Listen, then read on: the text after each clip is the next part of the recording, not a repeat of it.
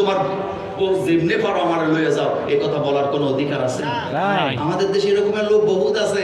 বংশের মধ্যে যদি একজন আলেম থাকে, বুক ফুলে কয় আমাদের বংশে অমুকে আছে, চিন্তা নাই 101 জন জান্নাতে লইয়া চলে যাবে। এত সোজা না, মোছে তেল দিয়া লাভ নাই। বিশ্ব নবীও সুপারিশ করবেন তাদেরকে, আল্লাহ যাদেরকে সুপারিশ করার অনুমতি দিবে। এই হাদিস আমাদের দেশে ভুল ব্যাখ্যা হয়। আমরা মনে করি হাসরের মাঠে মুহাম্মদ সাল্লাল্লাহু আলাইহি ওয়াসাল্লাম যার ইচ্ছা তারে তিনি সুপারিশ করে জান্নাতে নিয়ে যাবে। এটা যদি আল্লাহ রাসূলকে আল্লাহ দিতেন, আপনারে আমারে সুপারিশ করার আগে আবু তালিবরে আগে রাসূল সুপারিশ করতেন। আগে আবু তালিব, কারণ রাসূলের জন্য জেল খাটছে আবু তালিব, নিজের সম্পদ ব্যয় করছে আবু তালিব, বাতিজার সারা জীবন কাঁধে লয়ে ঘুরছে আবু তালিব। তো রাসূল তো চাচারই আগে জান্নাতে নিবে, আপনারে রাসূলের নেওয়ার তো খেয়াল আছে। কিন্তু রাসূল সাল্লাল্লাহু আলাইহি ওয়াসাল্লামকে আল্লাহ পাক দেখায় দিবে অমুককে অমুককে অমুককে সুপারিশ করে, আল্লাহ রাসূল ঠিক তাদেরকে সুপারিশ করবেন, এর বাইরে রাসূল কাউকে সুপারিশ করবে না। তো কথা বলতেছিলাম, আইন প্রণয়নের ক্ষমতা কার?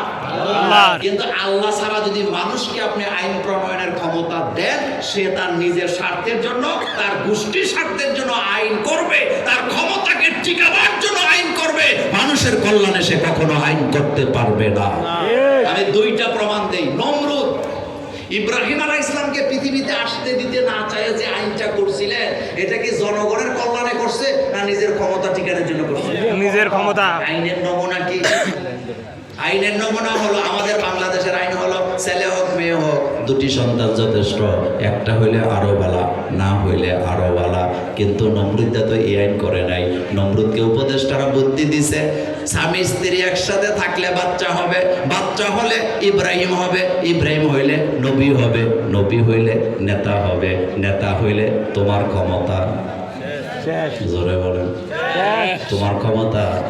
আপনারা আমার কথা বুঝতেছেন? মানে স্বামী স্ত্রী যদি একসাথে ঘুমায় বাচ্চা হবে, বাচ্চা হইলে ইব্রাহিম হবে, ইব্রাহিম হইলে নবী হবে, নবী হইলে নেতা হবে।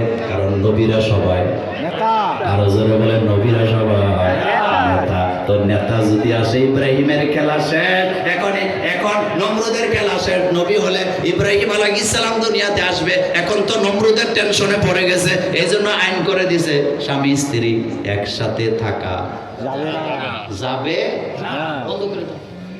স্বামী স্ত্রী একসাথে থাকতে পারবি না।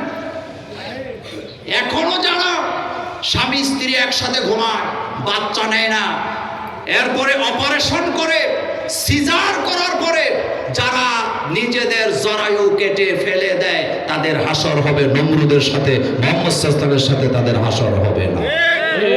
কারণ নমরুদের স্লোগান ছিল বাচ্চা কমাও, আর মুহাম্মদ সাল্লাল্লাহু আলাইহি ওয়াসাল্লামের স্লোগান ছিল বাচ্চা বাড়াও। আল্লাহ রাসূল বলেছেন, ওই মহিলার মেয়েকে বিয়ে করো যেই মহিলার বাচ্চা বেশি হয়, তাহলে তোমারও বাচ্চা বেশি হবে, আমার উম্মত বাড়বে। তাই আমাদের সবচেয়ে বেশি উম্মত নিয়ে আল্লাহর দরবারে আমি দাঁড়াতে চাই।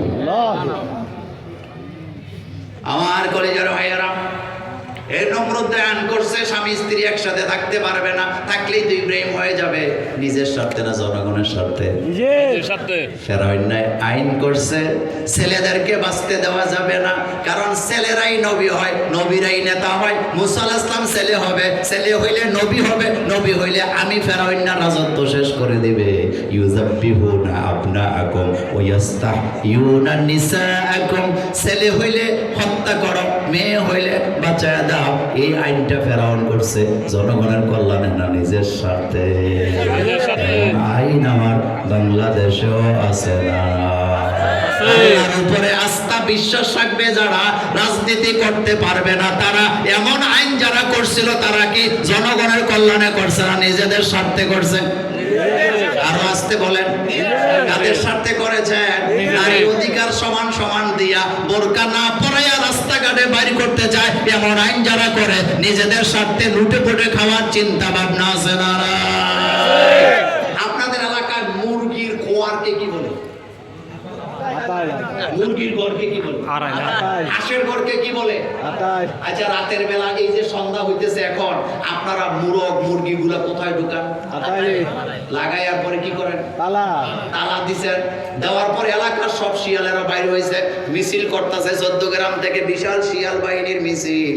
এই মোরগ মুরগিরে বাক্সের ভিতরে বন্দি করে কষ্ট দেওয়া চলবে না, তাদের অধিকার চাই, তাদের সাইরা দেওয়ার হোক, তারা দিনে রাতে 24 ঘন্টা ঘুরবো।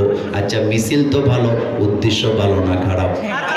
আরবিতে একটা প্রবাদ বাক্য আছে, কালিমাতু হাক্কুন উরিদা বিহিল বাতিল, কথা সত্য কিন্তু উদ্দেশ্য বড় ভয়ানক। এমন স্লোগান আমাদের রাজনীতিবিদদেরও আছে না? না, এখন শিয়ালের গোষ্ঠী মিছিল করতেছে, ও মুরগ মুরগিরা তোমাদের অধিকারের জন্য আন্দোলন করতেছি, তোমাদেরকে বাক্সের ভিতরে বন্দি করা মানায় না, বন্দি জীবন থেকে তোমাদের যাতে মুক্তি করা হয়। এখন আপনাদেরকে জানতে চাই, যখন আপনি এই স্লোগান শুনে আপনার মোরগ মুরগিকে মুক্ত করে দিবেন, পরের দিন আর খুঁজে পাইবেন না। এগুলো সব কি হবো? কি হবে? এই জন্যই তো তারা কয় ইসলাম। কয়দিন আগে দেখলাম এক নায়িকা সাক্ষাৎকারে বলতেছে, জামাতে ইসলাম মনে হয় একটা মুসলমানদের দল, তবে আসলে তো ভালোই হয়, সমস্যা নাই, ব্যবসা করলে কইরাম, তবে ধার্মিক ছবি বানাবো।